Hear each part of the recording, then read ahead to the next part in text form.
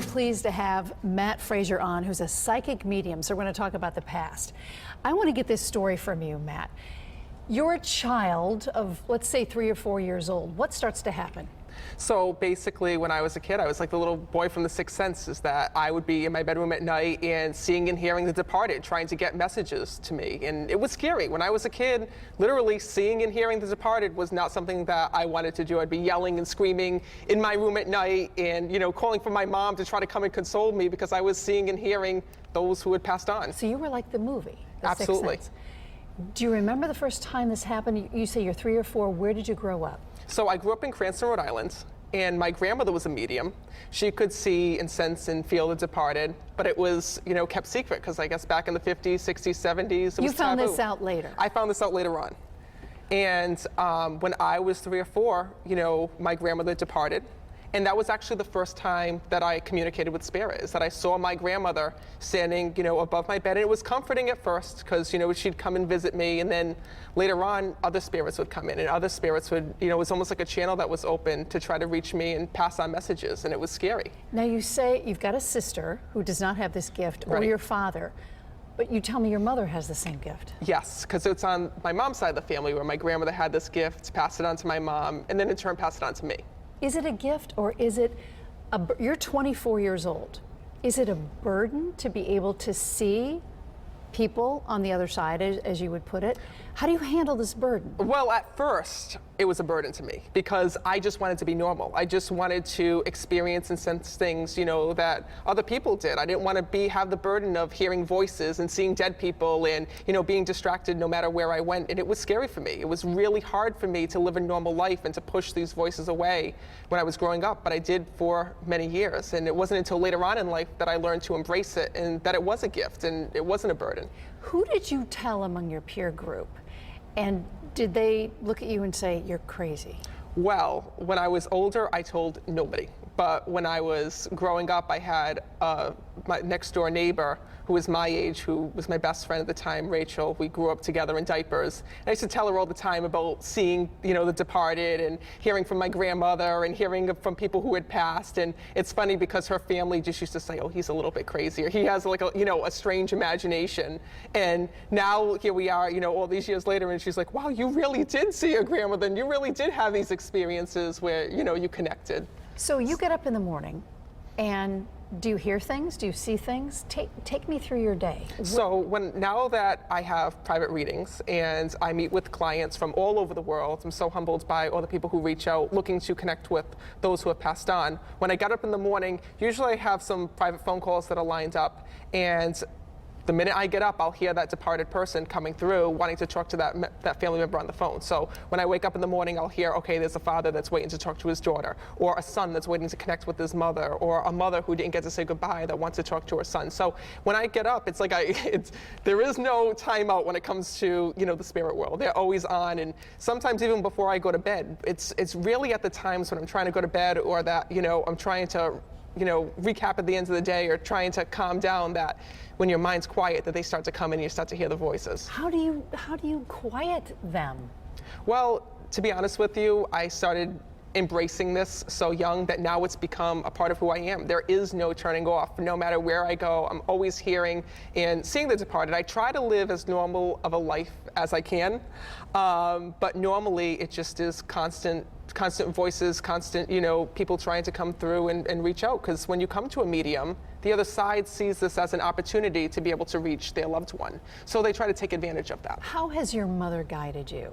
And does she do readings now too? And has she said, oh, you're just like me? I mean, how does she guide you through this? Well, when I was first growing up, it's funny because when I would be having these experiences, just being, 3, 4, 5 years old and seeing the departed and hearing them and yelling and screaming for my mom to come in and help me and to save me from, what I was seeing and what I was experiencing, instead of her being on the side of me and going, oh, it's okay, come sleep with me and your dad tonight, or don't worry about it, I'm going to leave the light on. It was just the opposite. My mom's on the side of me going, what are they saying to you? Who's coming through? Was it grandma? What's she saying? Talk to them. Because you were talking shop. Right. So So she was trying to get me to embrace it, I guess. I always say that I should have seen a psychologist because I was so afraid of, what I was hearing that I pushed it away. I put my walls up. I said, this is the end. I don't want to hear them. I don't want to connect with them. So I pushed it away until my teen years, just because it was such a burden to carry at that time.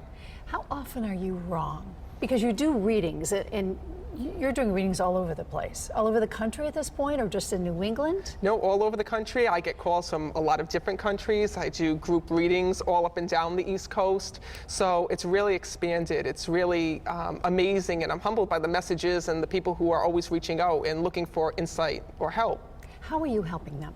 So basically, a lot of times people come to me because they're dealing with a lot of grief and a lot of heavy emotion. A lot of times people pass, and a lot of times people reach out to me in the most tragic cases where they lose a son or they lose a daughter, and there's guilt that's there. Maybe that son committed suicide, and there's all these unanswered questions: why he did it, what happened, what was going through his mind at that exact moment, why did he separate, why didn't he reach out to us? All these different questions that people are left with after they lose a loved one. And that's where I come in, and a lot of times I'm recommended by guidance counselors and therapists and things like that because, seeing a medium is like using another tool in the toolbox. It's being able to reconnect with that loved one, get some of those questions answered, and more importantly, receive a little bit of closure. Now, you've told me you've helped out police departments and that you helped out some of the parents at Sandy Hook. Heavy, heavy stuff. You're 24 years old. How do you handle that? Well, at first it was hard. Being able to sit down with a parent who lost a child or somebody who lost a loved one tragically, it's hard to sit down with them and not feel the emotion that that person's going through. When I first started doing this, I would sit down with that person and cry on the side of them. But now, after doing this and seeing the transformation, it's all about seeing the transformation. You see these people come in, and at first, they sit down with me and they're nervous and they're scared, and there's a million different thoughts running through them. And what are you going to tell them, right? Right. And then, when they go and they make that transition, you see all of a sudden after hearing from that loved one, they're leaving and they're smiling, there's tears of joy and they're happy, and people call me up. I get so many phone calls where people will say to me, this changed my life, and I feel like I can heal now, and I feel that it's like a heavy coat that's just been lifted off me. Have you solved cases? I am assisting with solving cases right now. There's a lot of times where I'll get calls from police departments, and you have to remember that they call a medium when there is nothing, when there are no leads, when there's no new evidence, when there's no suspects.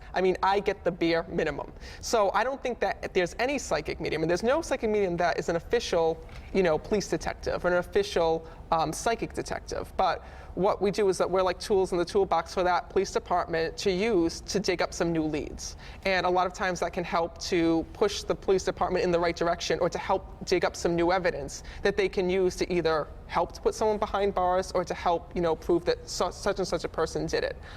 It's not me who can, say who it is, who goes behind bars, or what that's up to the judicial system, but it definitely helps them put in the right direction.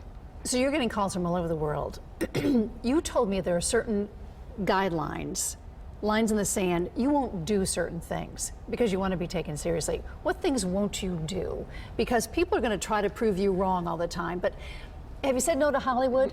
Well, a couple of times, but it's different things that I get called to do. Like as a medium, sometimes people don't know exactly what you do. For example, one year I got a call, they're like, could you come and open up spooky worlds for us?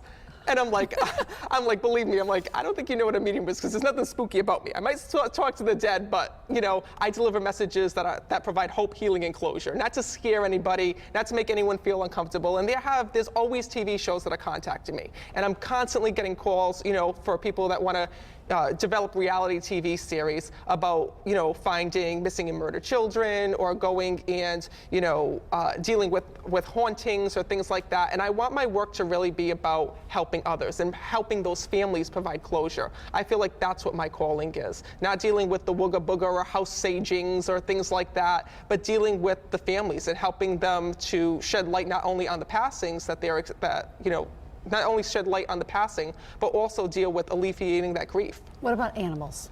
Because you work for Forever Paws Animal Shelter. Yes. What about animals on the other side? Because people ask you this all the time. So I sit on the board of Forever Paws Animal Shelter, and I feel like that's a big part of my role as a medium is, helping out not only people who are grieving, but also to help out any soul here in this world. So I love working with animals. I love being able, especially animals that are stray and neglected, and helping them to find homes and helping them to find a loving family, because I feel like that's the bonds of love that keeps us connected to our pets and to those animals here in the physical world. It's soul recognizes soul. We recognize the soul that's inside of that cat, dog, rabbit. I've had at different events so many different animals that have come through, from horses to rabbits to guinea pigs. They all make it to the other side. There's a lot of noise going on over there. It gets a little crazy sometimes. Matt, at 24, what is the end game? You said you started out as an EMT to help people. Where are you headed, do you think? Well, right now it's about reaching as many people as possible, and also teaching people that, I always say that as a medium does not bring your loved ones to you. You bring your loved one to us. When I do a group reading, your loved one is right there. They're sitting right behind you. And I think it's giving that person the validation of knowing that their loved one's there, teaching that person that they can communicate with their loved one all the time. So we all can develop this. Absolutely. Perhaps not to your level, right. But we can develop a sixth sense. You wrote a book, The Secrets to Unlocking Your Psychic Ability. What are you trying to teach people in this book? So it's basically filled with exercises, tools, and techniques that my family has used to strengthen our abilities, because basically it all starts with your intuition, and your intuition is that feeling that you get that the phone's going to ring, and next thing you know it does. Or that feeling where you just think of somebody and they're on your mind, and then you run into that person, person reaches out to you. That's your intuition talking. It's the same channel that our loved ones use to communicate with us. And they send us signs, they send us symbols, they send us ways to let us know, kind of like hellos from heaven, to let us know that they're in our life, that they're right by our side, and that they've never left. It's up to us to go and to pay attention to some of the things that they send us. You would describe yourself as a religious person? I was born Catholic and raised Catholic, but now I guess I'm more spiritual because you see them all. Because I see them, right, exactly. Have you ever talked to another child that is going through the same thing? Do you see other people? Have you met other people that had a childhood like you? Not yet. There have been times at events where different loved ones will come through and say that, there's a grandson in the family who sees me, or, a granddaughter that sees or experiences them. And it's very common that children will go and see or connect with a loved one who has departed. I hear stories all the time, and I get tons of emails of people, who send me messages and say, is this normal? My son is seeing his grandfather that passed before he's born. He's only, 2-3 years old or whatever. And that does happen. I mean, and I feel that pets can see them too. I feel that pets have a sixth sense, and that they can even sense the spirit of a loved one that's there. The biggest burden about doing all of this is that you said it's never quiet. You're hearing things, you're seeing things.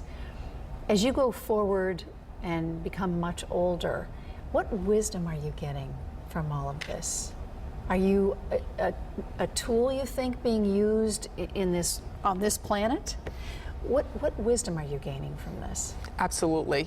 I learn from the other side so much about life, and so much about some of the obstacles that we deal with here today. It's all about positivity. It's all about us being positive here in the physical world and being kinder to other people. One of the strongest things that I've learned from the other side is really about to help other people out. It's all about random acts of kindness, helping out, your neighbor, helping out people that are around you, because we're all here together. You would not call yourself a clairvoyant. You can't read the future, but you say what about that from voices that you hear? So basically, it's not me who predicts the future. The answers don't come from me. The answers come from the other side. So I always say that the other side can hear, the other side sees tomorrow so much more clearly than we see today. That being said, they can see when we're going to get married, what kind of car we're going to drive, where we're going to live, different things that are coming up within our lives, because they're with us every day. They can see into the future, they can see into the past, because when you go to the other side, your energy. So that being said, when I'm doing a reading, it's those on the other side who tell me that information. They'll tell me, there's going to be a baby born into the family, or, tell my daughter I see that she's going to get married, or things like that, to let us know that they have an active part within our life, and also show us some of the things that they're rooting for us. They want us to know that they're with us through every single event, birthday, celebration, no matter what it is, they're by our side.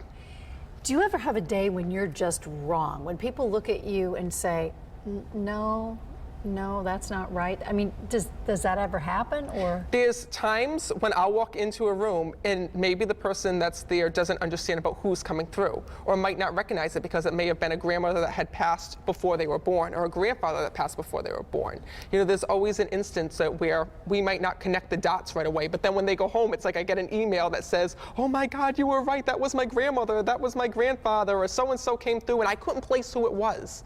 Because a lot of times when I go up and I read somebody, they get a little bit of psychic amnesia. There's so much information that comes through, and there's so much things there's so much that's being talked about, and some of the things could have happened, 20, 50 years ago, that they bring up. So the person, sometimes it's information overload, but then when they go back and they look at it, they're like, yes, I know exactly what you mean. Or sometimes it takes reaching out to another family member to see if grandma really did that, or grandpa really did that, or if this person was really a part of the family, things like that. So we're in a big studio right now. And there's you, and there's me, and there's a couple of other people who are on the crew. Are there people in here with us? Absolutely. Right now? So even, how crowded is it? Well, actually, it's not as crowded as you would think, because there's not too many people. But it really gets crazy when I go into a big crowd, because I'll hear, the voices of, just walking on the street of the Somebody person. asked you about New York City. Right. It's as many people as are in New York City. Bet about every person walking on that street that there's about 10 people sitting behind them that had departed. It could be a great-grandfather, great-great-grandfather, friend, brother, sister, aunt, whoever it is. Our loved ones follow us with us. It's like we carry them with us no matter where we go. And even when I was here in studio, before I got onto the set, I was hearing the voices of one of your co-workers that was here about her uncle that just passed. And I'm sitting where she was in the control room, and all of a sudden he's coming over and he's talking to me, telling me, I passed tragically, you need to talk about this, it was an unintentional suicide, and he's going on and on and on and on and on. So it's almost like they see it as an opportunity to be able to reach out. And you did nail that one. I did hear that. Anything else that you want us to know about a psychic medium? Because a lot of people will say, you guys are crazy, you're writing this stuff, it's not true. I mean, how do you want people to view you? Well, first of all, it's funny to say that, because I think that everybody walks into a psychic medium as a skeptic. And if you don't, I think you should, because I don't feel that everybody has the ability, but I feel that those that do really do. And what happens is that, especially during my events, I'm all about validation. I want that person to know that their loved one is with them and that it is their loved one coming through. So I do my events very differently than any other medium that you'll see. Instead of being up on stage, or instead of having, a curtain in front of me, I'm right down on the floor with the people, because that's where I want to be. I keep all of my events limited. They're, only 150 to 200 people. And because I want everyone to feel like they're part of a group experience. And more importantly, to walk away and to feel uplifted. So literally during an event, I run up and down the rows, reconnecting as many people as possible with their loved ones in heaven. And the messages that I receive are very specific. It's not standing in front of the room and saying, oh, I feel there's a John over here. I feel that there's someone over here. Or it begins with a B. Right. Right. What I do is literally I'll stand up in front of the room, I talk a little bit about, maybe 5-10 minutes about what the experience will be like, and then it's 2 hours of readings.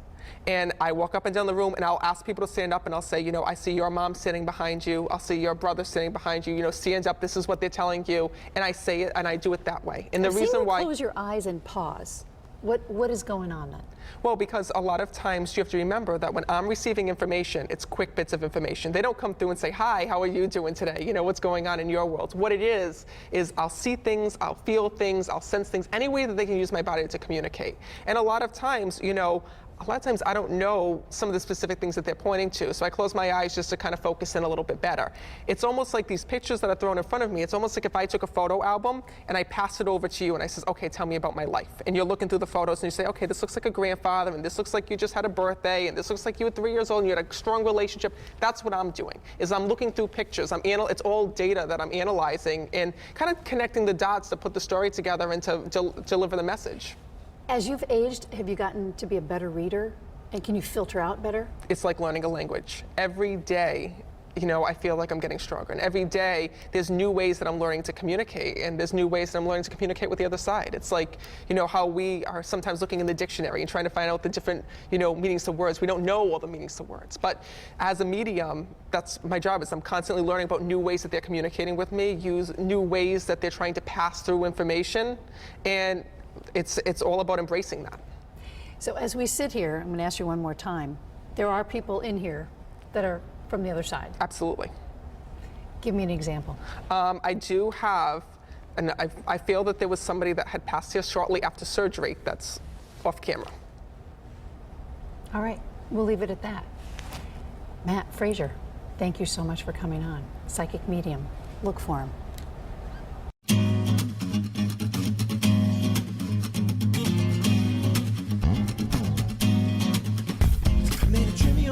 When will this end? Who's this girl I spend all night kissing? And if was right here, then who else is missing? Got a little sidetracked if I'm so wishing to find the keys to the door, but it's also a metaphor. Things keep locked in the grocery store of a mind. Just to save time, skip right ahead to the last ride. The harder we look, the less we can see. Don't you know that you need me?